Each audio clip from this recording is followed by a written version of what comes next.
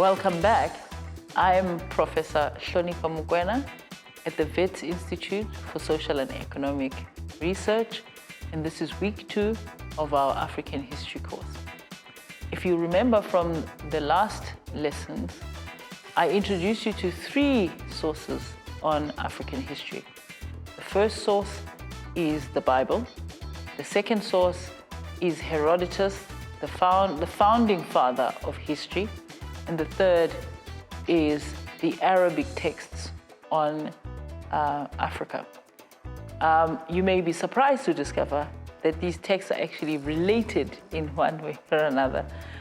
The first one is the relationship of Greek history to actually the, let's call it, the spread of the Moors across Europe. Now, Moors, it's difficult to describe them without describing their skin color. They were basically brown-skinned rulers of European Spain. This is where they ended up in Europe. But they actually were also scholars. And so many Moors actually translated Greek texts, including the Bible, because a portion of the Bible was written in Greek, translated those texts into Arabic and the other way around. So translating Arabic texts into Greek. So what then happens is that the Europeans decide that they have to reclaim Europe for Europeans. And the only way that they can do that is by getting rid of the Moors.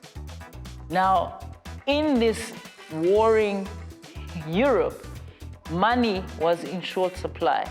And so in that context, they emerged this myth of an African king who was either in Asia or in Africa, but people largely focused, in my view, on Africa as the source. This African king was given the name Prester John.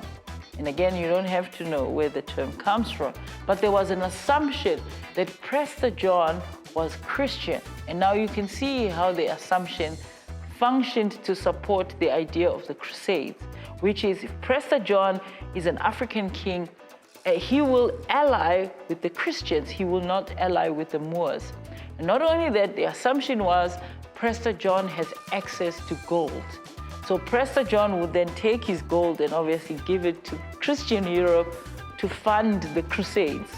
And so essentially beginning in about, let's say, the 13th century, 14th century, there was this myth that was circulating in Europe. So it's a complicated story, but all you need to know is that Prester John does not exist. But people looked for Prester John because they were looking for the gold. They didn't care about Prester John. They cared about the gold. Now, how does this link to African history?